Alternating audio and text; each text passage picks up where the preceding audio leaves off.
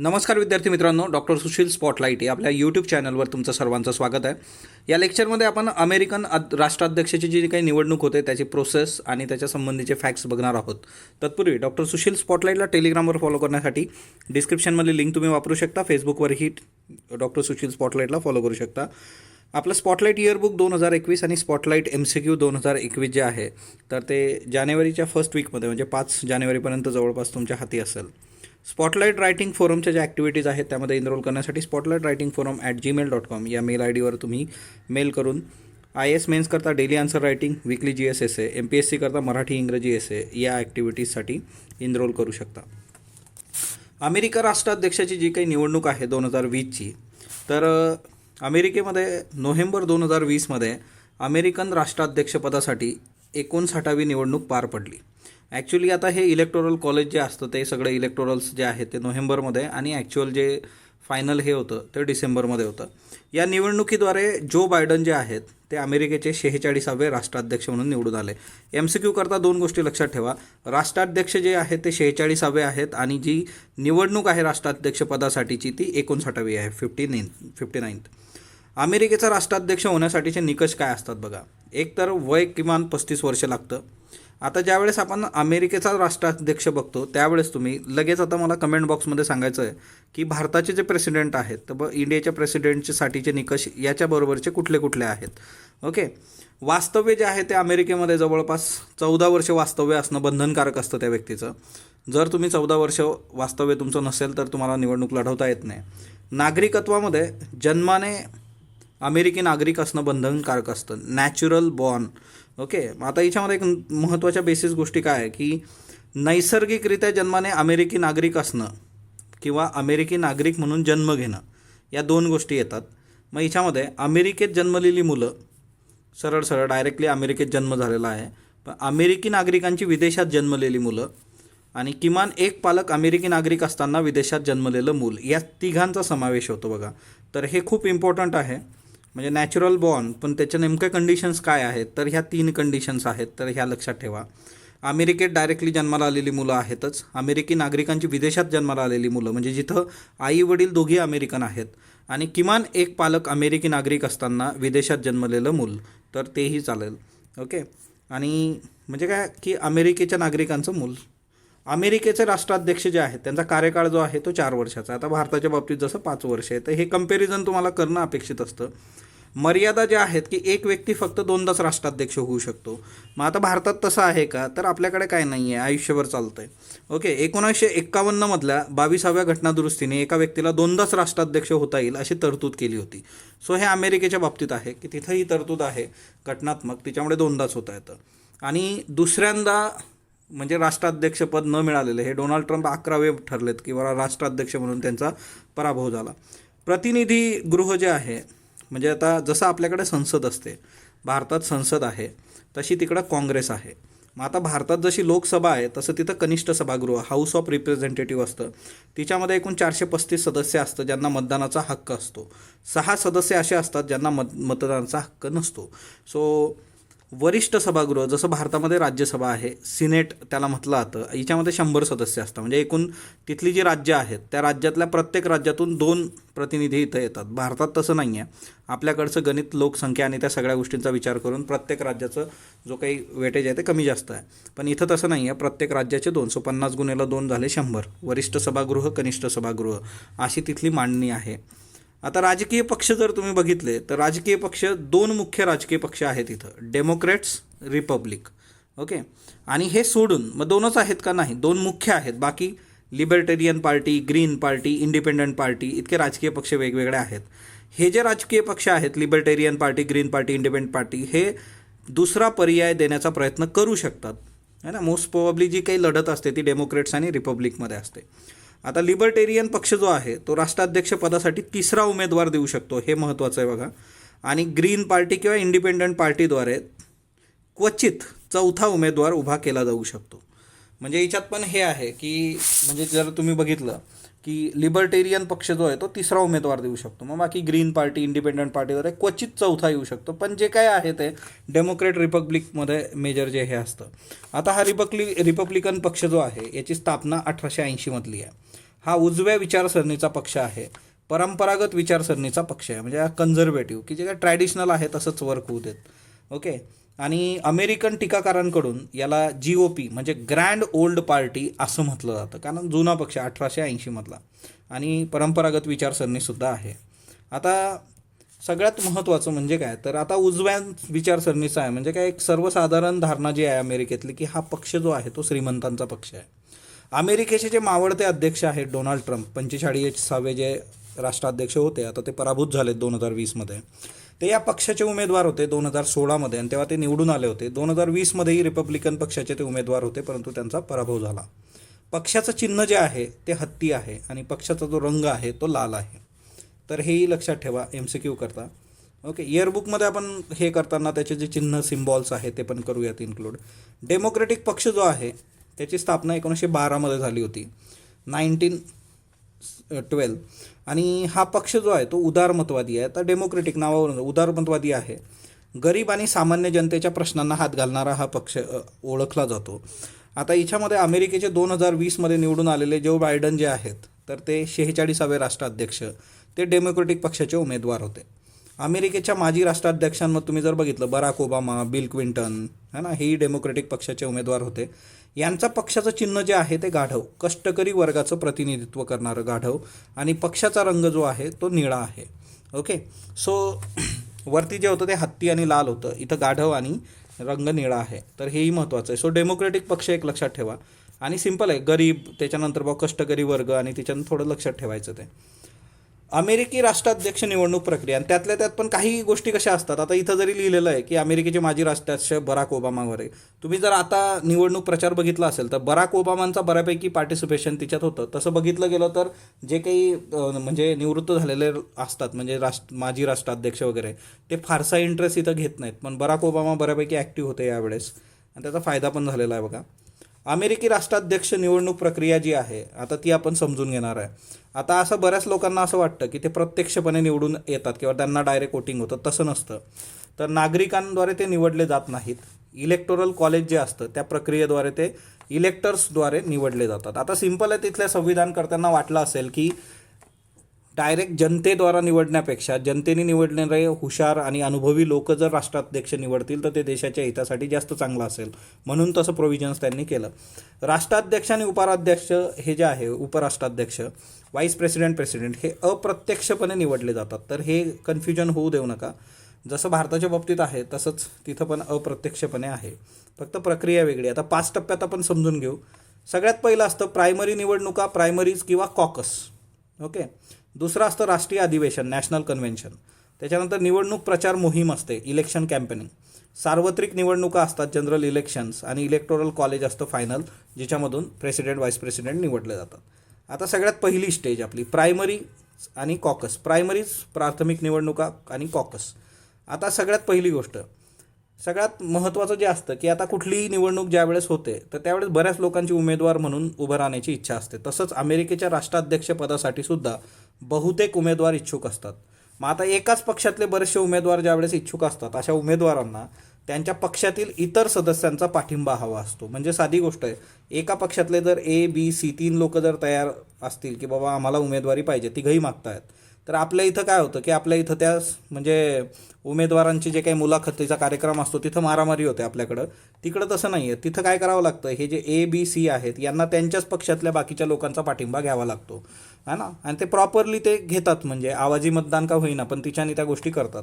मग राष्ट्राध्यक्ष पदाची निवडणूक लढवण्यासाठी इच्छुक उमेदवार जे आहेत ते मग संपूर्ण अमेरिकेत प्रचार करतात. त्यांचे राजकीय पक्ष, त्यांच्या सदस्यांचा पाठिंबा मिळवण्याचा प्रयत्न करतात. त्यातून मोस्ट लायबल व्यक्ती समोर येते. प्राथमिक निवडणुका ज्या आहेत आणि कॉकस याचा वापर मग राजकीय पक्ष कशासाठी करतात, तर त्यांचा उमेदवार निवडण्यासाठी करतात. आता प्रायमरी जे आहे की प्राथमिक निवडणुका, आता प्राथमिक निवडणुका ज्या असतात त्या राज्यस्तरीय निवडणुका असतात. याच्यामध्ये गुप्त पद्धतीने मतदान होतं. पण एक गोष्ट आहे, कन्सेप्शन इथं, एक गोष्ट, काही राज्य अपवाद असू शकतात, म्हणजे 100% गुप्त पद्धतीने होत नाही. काही ठिकाणी असं होतं की ते राज्य आपल्या पद्धतीने करू शकतात. आता सार्वत्रिक निवडणुकांसाठीचे पक्षाचे जे उमेदवार असतात तर ते याच्यातून पक्षातले सदस्य निवडत असतात की कुठल्या व्यक्तीला आपण सार्वत्रिक निवडणुकांमध्ये उमेदवार देणार आहोत. पक्षाचे सदस्यच तिच्यामध्ये करतात आणि याला सुपर ट्यूजडे असं म्हटलं जातं. ज्या दिवशी ही निवडणूक होते, तर साधारणतः मार्च महिन्यातला जो पहिला किंवा दुसरा मंगळवार असतो त्या दिवशी ही निवडणूक होते. आणि त्याच्यामुळे अमेरिकेत मग याला सुपर ट्यूजडे असं म्हटलं जातं. तर अशा ज्या काही टर्म्स आहेत या सगळ्या याच्यातल्या त्या लक्षात ठेवायच्या. जसं जसं प्रायमरीज आहे तर या प्राथमिक निवडणुका आहेत राज्यातल्या, त्याला प्रायमरीज म्हटलं जातं. तसं सुपर ट्यूजडे जे आहे ते प्रायमरीजमध्ये जे काही सदस्य राजकीय पक्षातले मतदान करतात तर त्याला सुपर ट्यूजडे म्हणतात. न्यू हॅम्पशायर नावाचं जे काही राज्य आहे तिथं सर्वप्रथम प्राथमिक निवडणुका घेतल्या जातात. सो MCQसाठी हे एक महत्त्वाचं झालं. न्यू हॅम्पशायरमध्ये सगळ्यात आधी प्राथमिक निवडणुका घेतल्या जातात. अमेरिकेमध्ये साधारणतः 34 राज्यांमध्ये प्राथमिक निवडणुका घेतल्या जातात, है ना. जवळपास 34 राज्य असं करतात. मग उरलेले 16 जे आहेत ते कॉकसमध्ये जातात.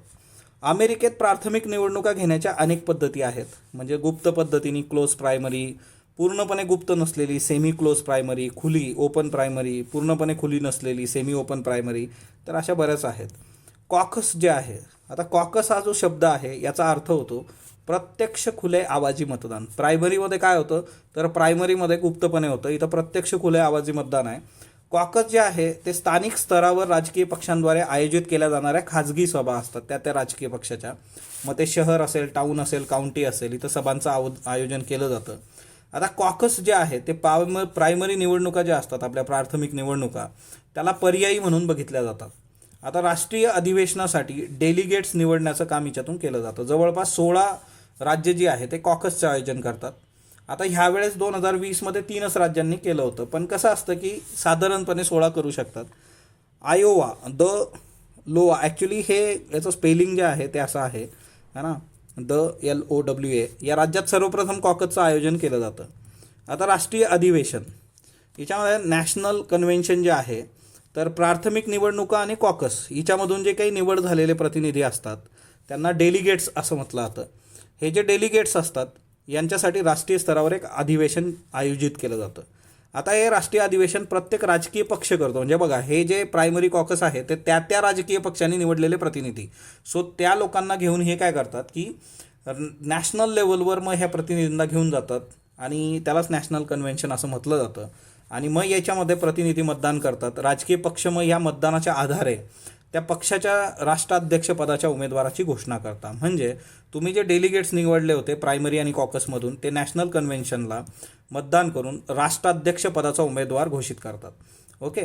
आता याच्यामध्ये उपराष्ट्रपतीचा जो उमेदवार राहणार आहे व्हाईस प्रेसिडेंट त्याला रनिंग मेट असं म्हटलं जातं. ही एक टर्म लक्षात ठेवा. रनिंग मेट काय तर उपराष्ट्रपती म्हणजे व्हाईस प्रेसिडेंट जो असतो त्याला रनिंग मेट असं म्हटलं जातं. आणि राष्ट्राध्यक्ष पदाच्या उमेदवाराद्वारे मग उपराष्ट्राध्यक्ष पदाचा उमेदवार निवडला जातो, त्याला रनिंग मेट असं संबोधलं जातं. जसं जो बायडन यांनी कमला हॅरिस यांना निवडलं होतं. राष्ट्रीय अधिवेशन जे काही होतं नॅशनल कॉन्फरन्स तिच्यामधून मग आता हे राष्ट्राध्यक्ष उपराष्ट्राध्यक्ष पदाचे उमेदवार समोर येतात आणि मग सार्वत्रिक निवडणुकांची प्रक्रिया सुरू होते. मग हिच्यामध्ये काय आहे की वेगवेगळ्या चॅनल्सवर वादविवाद, प्रचार, मोर्चे या सगळ्या गोष्टी सुरू होतात. आता निवडणूक प्रचार मोहीम हा जो तिसरा टप्पा आपला आहे इलेक्शन कॅम्पेनिंग, तर प्रचार मोहिमेचा काळ जर तुम्ही बघितला तर अमेरिकेला काळाचं बंधन नाही आहे प्रचार मोहिमेसाठी. उमेदवार हवा तितका काळ तो घेऊ शकतो. सद्यस्थितीमध्ये अमेरिकी राष्ट्राध्यक्षाचा पदाचा जो काही प्रचार आहे तो 18 महिने चालतो. आणि देश आणि निवडणुकाच्या प्रचाराचा कालावधी जर तुम्ही बघितला वेगवेगळ्या इथं तर मेक्सिकोमध्ये हे दिवस आहेत बघा 147, अर्जेंटिना 60, UK 25, फ्रान्स 14, जपान 12. पण तुम्ही जर बघितलं 18 महिने म्हणजे हे सगळ्यात लॉंगेस्ट है ना प्रचाराची हे आहे सगळी. निवडणुकीत उमेदवार जो असतो त्याचं देशभर फिरून त्याचं विचार, वादविवाद, प्रचार मोहिमांद्वारे नागरिकांपर्यंत पोहोचणं, त्यांचा पाठिंबा मिळवणं अशा सगळ्या गोष्टी असतात. जाहिरातींची मोठी भूमिका असते. याच्यात फंडिंग मोठ्या प्रमाणावर लागतं. म्हणजे जो एक तर तुम्ही स्वतः श्रीमंत पाहिजे किंवा तुमच्यासाठी लोकांनी फंडिंग उभं केलं पाहिजे, है ना. सार्वत्रिक निवडणुका, जनरल इलेक्शन्स. आता साधारणतः सार्वत्रिक निवडणुका ज्या होतात ते नोव्हेंबर महिन्यात होतात. आता हे नोव्हेंबर महिन्याच्या पहिल्या सोमवारनंतर येणाऱ्या मंगळवारी बघा, हे MCQ करता लक्षात ठेवा. पहिल्या सोमवारनंतर येणारा मंगळवार, पहिला मंगळवार नाही, कारण पहिला मंगळवार पहिल्या तारखेला पण येऊ शकतो आणि मग त्याच्या नेक्स्ट वीकमध्ये तो सोमवार येईल.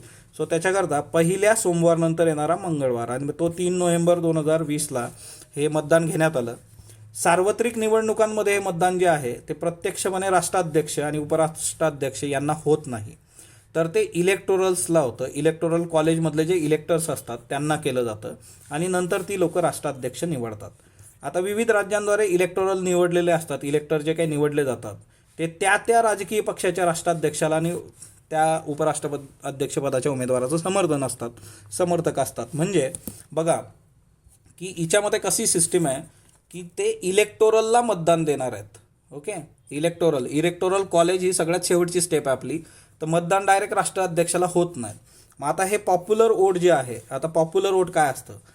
पॉप्युलर वोट म्हणजे काय? कुठल्याही उमेदवाराला मिळालेल्या एकूण मतांचा जो आकडा असतो त्याला पॉप्युलर वोट म्हणतात. म्हणजे मतांवरून विजयी उमेदवार ठरत नाही. त्यामुळे पुढील टप्प्यातले जे इलेक्टोरल वोट्स असतात त्यांना जास्त महत्त्व असतं. बऱ्याचदा असं होतं की एखादा कॅन्डिडेट किंवा एखादा पक्ष आहे त्याला पॉप्युलर वोट कमी मिळाले, पण इलेक्टोरलनी त्याला पसंती दिली की संपला विषय. सो ही एक महत्त्वाची गोष्ट आहे की पॉप्युलर वोटमुळे राष्ट्राध्यक्ष ठरत नाही, हे लक्षात ठेवा. आणि पॉप्युलर वोट म्हणजे एखाद्या उमेदवाराला मिळालेले जे मतं असतात त्याला पॉप्युलर वोट असं म्हटलं जातं. आता दुसरी महत्त्वाची गोष्ट जी असते, मग पॉप्युलर वोट जरी कमी असले तर इलेक्टोरल वोटवर मग जास्त फोकस करतात ही लोकं. आता इलेक्टोरल वोट जे काय आहे, तर पॉप्युलर वोट नंतरचा जो टप्पा असतो तिच्यात 50 राज्यातून निवडून आलेले इलेक्टर्स जे असतात ते डिसेंबर महिन्यामध्ये राष्ट्राध्यक्षपदाच्या उमेदवारासाठी प्रत्यक्षपणे मतदान करतात. त्याला इलेक्टोरल वोट असं म्हटलं जातं. पॉप्युलर वोटमुळे काय होतं की नागरिकांचा कल स्पष्ट होतं की नागरिकांना कुठल्या पक्षाला फोकस करायचं आहे. पण इलेक्टर्स जे असतात ते डायरेक्टली राष्ट्राध्यक्ष निवडतात. तर हे एक लक्षात ठेवायचं. एकूण 538 इलेक्टोरल वोट्स आहेत, तिच्यापैकी 270 ज्याला मिळतील, बहुमताचा आकडा, त्या उमेदवाराला राष्ट्राध्यक्ष म्हणून डिक्लेअर केलं जातं. 5वी जो टप्पा आहे याच्यातला जो इलेक्टोरल कॉलेजचा आहे बघा. इलेक्टोरल कॉलेज डिसेंबर महिन्यामध्ये अमेरिकेचा राष्ट्रपती ज्या व्यवस्थेद्वारे निवडला जातो त्याला इलेक्टोरल कॉलेज असं म्हटलं जातं. म्हणजे आता अमेरिकन संविधानामध्ये पॉप्युलर वोटचा उल्लेखच नाही, म्हणजे ते की बाबा इलेक्टोरल कॉलेज राष्ट्राध्यक्ष त्याच्याबद्दल. त्याच्यामुळे इलेक्टोरल कॉलेजमधले जे सर्वाधिक इलेक्टोरल वोट मिळवणारा कॅन्डिडेट असतो तो विजयी ठरतो. आता याच्यावरून एक गोष्ट स्पष्ट होते की जी मी तुम्हाला सुरुवातीला सांगितली होती की इथं सामान्य जनतेकडून यांना निवडून आणण्यात इंटरेस्ट नव्हता बनवणाऱ्यांना, की काहीतरी अनुभवी आणि शिकलेली लोकं पाहिजे होती, म्हणून हे इलेक्टोरल्स निवडत असतात. आता इलेक्टोरल कॉलेज जे आहे त्याच्या अंतर्गत अमेरिकेतली 50 राज्य आणि राजधानी वॉशिंग्टन DC. आता वॉशिंग्टन DC हा एक जिल्हा आहे, तो कोणत्याही राज्याचा भाग नाही. मग यांचे इलेक्टोरल वोट्स आहेत. मग आता प्रत्येक राज्याचे इलेक्टोरल वोट्स वेगवेगळे असतात. जसं कॅलिफोर्निया आहे, त्याचे 55 इलेक्टोरल वोट्स आहेत. आता कॅलिफोर्निया हे सर्वात मोठं आहे आणि हा जो सगळा इलेक्टोरल वोटचा कोटा आहे तो लोकसंख्येवर अवलंबून असतो. आता याच्यामध्ये गंमत अशी असते की ज्या उमेदवाराला सर्वाधिक जास्त इलेक्टोरल वोट मिळतात त्याला त्या राज्याच्या इलेक्टोरल कॉलेजचा पूर्ण कोटा दिला जातो. म्हणजे बघा खाली मी एक्सप्लेन केलेलं आहे की आता 2 कॅन्डिडेट आहे, ए आणि बी. कॅलिफोर्नियामध्ये किती इलेक्टोरल वोट्स आहेत, तर 55 इलेक्टोरल वोट्स आहे. एला 30 मतं मिळाली इलेक्टोरलची, बीला 25 मिळाली. म्हणजे सर्वात जास्त कुणाला मिळालेली आहे? एला. तर काय होतं, हे 55चे 55 एला मिळून जातात आणि त्याच्यामुळे 55 इलेक्टोरल वोटचा कोटा जो आहे तो पूर्ण त्याला जातो. अशी ही पद्धत असते. तर ते एक लक्षात ठेवायचं. म्हणजे याचे 25 पडून याला काही फायदा नाही. जर कमी पडले तर ते पूर्ण दुसऱ्याला जातात. निर्णायक राज्य म्हणून कन्सेप्ट असते बघा, स्विंग स्टेट्स. आता स्विंग स्टेट्स हा जो प्रकार आहे की युद्धभूमी, आणि याला युद्धभूमी राज्य पण म्हटलं जातं, बॅटल ग्राउंड स्टेट्स किंवा स्विंग स्टेट. म्हणजे काही राज्य जे आहेत तिथले त्या वेगवेगळ्या राज्यांवर वेगवेगळ्या राजकीय पक्षांचा प्रभाव आहे. परंतु अशी काही राज्य आहे की त्यांच्यावर कुठल्याही राजकीय पक्षाचा प्रभाव नाही आणि ते कुठल्याही राजकीय पक्षाला मत देऊ शकतात. त्यांना स्विंग स्टेट म्हटलं जातं. फॉर एक्झाम्पल फ्लोरिडा आहे, ओहायो आहे. आता या विलेट काही विशिष्ट राज्यांमध्ये राजकीय पक्षाचा प्रभाव, म्हणजे फॉर एक्झाम्पल डेमोक्रेटिक पक्ष कॅलिफोर्निया न्यूयॉर्क आहे, रिपब्लिकन पक्ष टेक्सास आहे. आता बघा लाल राज्य म्हणजे काय? रिपब्लिकन पक्षाचा बालेकिल्ला किंवा रिपब्लिकन पक्षाचा प्रभाव असणारी राज्य जी असतात त्यांना लाल किल्ला म्हणतात. निळी राज्य जी असतात त्यांना डेमोक्रेटिक पक्षाचा प्रभाव असणारी जी राज्य आहेत त्यांना निळी राज्य म्हणतात. म्हणजे हे लक्षात ठेवा. हा कलर आपण वरती पण बघितला असतो, डेमोक्रेटिक निळा आणि रिपब्लिकन लाल. आणि ज्या राज्यांमध्ये त्या पक्षाचा प्रभाव असेल त्याला ते लाल राज्य किंवा निळं राज्य. इनॉग्रेशन म्हणजे काय? जानेवारी महिन्यामध्ये नवीन राष्ट्राध्यक्ष जे आहे ते स्वतःची सूत्रपदाची हाती घेतील, त्याला इनॉग्रेशन असं म्हटलं जातं. Bible belt. आता हे बायबल किंवा बिबल बेल्ट तुम्ही म्हणू शकता. अशी काही राज्य आहे ज्यांचा प्रभाव राष्ट्राध्यक्ष निवडणुकीवर मोठ्या प्रमाणावर दिसून येतो. म्हणजे आता जवळपास 12 निर्णायक राज्य आहेत, तिच्यातले 7 राज्य असे आहेत की त्यांचा प्रभाव मोठ्या प्रमाणावर दिसतो.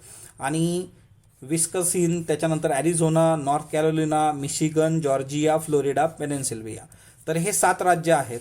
जो बायडन यांच्या बाबतीत पण या 6 राज्यांनी त्यांना याच्यापैकी 6 राज्यांनी फेवर केलं होतं. तर हे महत्त्वाचं आहे. तर हे बिबेल बेल्ट लक्षात ठेवा की हे 7 राज्य ज्यांचा राष्ट्राध्यक्षपदाच्या निवडणुकीवर मोठा प्रभाव असतो. अमेरिकी राष्ट्राध्यक्षपदाची निवडणूक जी आहे तर तिच्यामध्ये जो बायडन होते बघा आणि एकीकडे डोनाल्ड ट्रम्प होते. डेमोक्रेटिक पक्षाचे जो बायडन, रिपब्लिकचे डोनाल्ड ट्रम्प ते पराभूत झालेत. विजयी उमेदवार जे आहेत जो बायडन अमेरिकेचे 46वे राष्ट्राध्यक्ष झालेत. यांना इलेक्टोरल वोट्स मिळाले होते 306, यांना मिळाले होते 232. विजयासाठीचा आकडा आहे 270 आणि हे जिंकलेत. मतदान यांना 51% झालं, यांना 47% झालं. तर याचा इथं विशेष काही संबंध नाही. पराभूत होणारे 11वे राष्ट्राध्यक्ष आहेत बघा डोनाल्ड ट्रम्प. त्याच्यानंतर समोआ कॉकस. समोआ कॉकस काय असतं? अमेरिकेच्या प्रतिनिधी मंडळातले भारतीय वंशाचे जे सदस्य असतात त्यांना समोआ कॉकस असं संबोधलं आहे. त्यांना समोआ कॉकस संबोधणारी व्यक्ती भारतीयच आहे, कृष्णमूर्ती. त्यांनी यांना समोआ कॉकस असं संबोधलं आहे. अमेरिकी राष्ट्राध्यक्षाच्या प्रतिनिधी गृहामध्ये जे असतं की डेमोक्रेटिक पक्षाचे 4 अमेरिकी भारतीय पुन्हा निवडून आलेले आहेत. या 4 लोकांमध्ये डॉक्टर ॲमी बेरा, रो खन्ना, प्रमिला जयपाल, राजा कृष्णमूर्ती. आता राज्यस्तरीय निवडणुकांमध्ये भरपूर भारतीय उमेदवार निवडून आलेले आहेत. जसं उदाहरणार्थ श्री ठाणेदार मिशिगन प्रांतातून आलेले आहेत बघा. सो भारतीय लोकांचा असतो बोलबाला. जो बायडन जे आहे वय वर्ष 78, सर्वात जास्त वयस्कर राष्ट्राध्यक्ष अमेरिकेचे आतापर्यंतचे. अमेरिकेचे 46वे राष्ट्राध्यक्ष. 59व्या राष्ट्राध्यक्षपदाच्या निवडणुकीत ते विजयी झाले 2020मध्ये. डेमोक्रेटिक पक्ष आहे. 20 नोव्हेंबर 1942 रॅटन, पेनसिल्व्हेनियामध्ये त्यांचा जन्म झाला होता. अमेरिकेचे 47वे उपराष्ट्राध्यक्ष पण ते होते ओबामा प्रशासनाच्या काळामध्ये. तर 2009 ते 17 ह्या काळात ते पदावर होते. आता त्यांनी काही पॅकेजेस जाहीर केली होती त्यावेळेस अमेरिकेला मंदीतून बाहेर काढण्यासाठी, त्यामुळे ते चर्चेत आले होते. कायद्याच्या बाबतीमध्ये जर तुम्ही बघितलं तर ओबामा प्रशासनामध्ये स्वस्त वैद्यकीय उपचारासंबंधीचा कायदा, बिल क्लिंटन यांच्या प्रशासनामध्ये लैंगिक अत्याचार महिलांवर जे काय होतात आणि घरगुती अन्याय यासंबंधीचा कायदा त्यांनी आणला होता. सो 2 कायदे. युद्ध आणि लष्करी कारवाईमध्ये 2001 मधलं अफगाणिस्तान युद्ध जे होतं त्याला त्यांनी जोरदार पाठिंबा दिला होता. इराकमध्ये अमेरिकेची कारवाई जी होती तिला पाठिंबा दिला होता. 91मध्ये आखाती युद्धाला विरोध केला होता. आणि जानेवारी 2021मध्ये आता ते विराजमान होतील है ना 46व्या राष्ट्राध्यक्षपदी आणि सर्वात वयस्कर असतील. पुस्तकं त्यांची जी आहे प्रॉमिसेस टू कीप 2007मध्ये, प्रॉमिस मी डॅड 2017मध्ये, dad a year of hope, hardship and purpose 2017मध्ये. पुरस्कार जो आहे त्यांचा प्रेसिडेन्शियल मेडल ऑफ फ्रीडम 2017मध्ये त्यांना मिळालं होतं. जसं भारतात भारतरत्न आहे नागरी हिच्यामध्ये सर्वोच्च, तसं हे अमेरिकेतलं सर्वोच्च नागरी सन्मान आहे. 1963 साली जॉन एफ कॅनेडी तत्कालीन राष्ट्राध्यक्ष यांनी ते सुरू केलं होतं, प्रेसिडेन्शियल मेडल ऑफ फ्रीडम. आता हिच्यामध्ये एक गोष्ट लक्षात ठेवायची की अमेरिकेची सुरक्षा असेल, अमेरिकेचं सार्वभौमत्व, त्याला वाहून घेणारी व्यक्ती, जागतिक शांततेसाठीची व्यक्ती है ना, खाजगी जीवन असेल, सामाजिक जीवनात काही मोठं योगदान देणाऱ्या व्यक्ती, तर त्यांना हे मेडल दिलं जातं. कमला हॅरिस जे आहे तर कमला हॅरिस वय वर्ष 55, 49व्या अमेरिकेच्या उपराष्ट्राध्यक्ष किंवा उपाध्यक्ष बनतील. पक्ष डेमोक्रेटिक पक्ष आहे.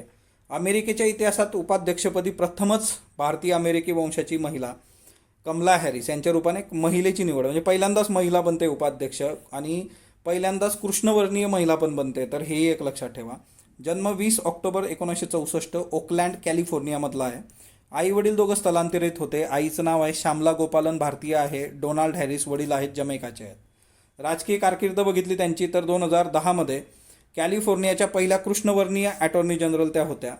आणि याच्यामुळेच आता राष्ट्राध्यक्षपदाचं त्यांचं जे काही स्वप्न होतं ते बाजूला राहिलं. त्याचंही रिझन बघूयात. 2016मध्ये कॅलिफोर्नियाच्या सिनेटर म्हणून त्यांची निवड झाली होती. दक्षिण आशियाई वंशाच्या पहिल्या आणि दुसऱ्या कृष्णवर्णीय महिला आहेत त्या. डिसेंबर 2019मध्ये त्या राष्ट्राध्यक्षपदाच्या शर्यतीतून बाहेर पडल्या, कारण अटॉर्नी जनरल ज्यावेळेस त्या होत्या 2010मध्ये तेव्हा गुन्हेगारी न्यायव्यवस्थेत सुधारणा त्यांना घडवून आणता आली नाही त्या कारणामुळे. ओके. 2013मध्ये टाईम नियतकालिक जे होतं त्यांनी त्यांचा समावेश पहिल्या 100 प्रभावशाली व्यक्तींमध्ये केला होता. आणि थुला सेंद्रापुरम हे गाव लक्षात ठेवा तमिळनाडूमधलं. त्यांचं आजोळ आहे, हे चेन्नईच्या दक्षिणेस आहे. कमला हॅरिस हे आता उपाध्यक्ष होत आहेत अमेरिकेच्या म्हटल्यानंतर. त्या गावात लोकांनी फार फटाकेबाजी केली होती, उत्सव साजरा केला होता. तर ती एक गोष्ट लक्षात ठेवा. सो अमेरिकन राष्ट्राध्यक्षपदाची निवडणूक आणि त्याच्या संबंधीचे महत्त्वाचे जे फॅक्ट्स होते, संज्ञा ज्या होत्या त्या तुमच्यासमोर मी मांडल्या. तर स्पॉटलाईटबरोबर जोडलेलं राहा. स्पॉटलाईटला लाईक करा, शेअर करा, सबस्क्राईब करा. धन्यवाद विद्यार्थी मित्रांनो.